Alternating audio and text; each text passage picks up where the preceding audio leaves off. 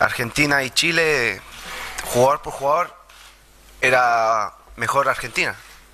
Pero como equipo, como familia, nosotros jugamos mejor. Como ayer también, como el día con Portugal. También éramos todos uno por uno, era mejor Portugal.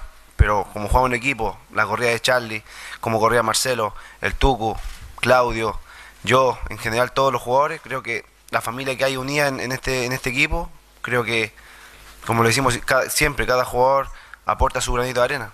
Y eso es que lo ha llevado a ganar grandes cosas. ¿Cuál eficacia nos falta? Más goles, digo, hacer más goles. Creo que la oportunidad la hemos tenido.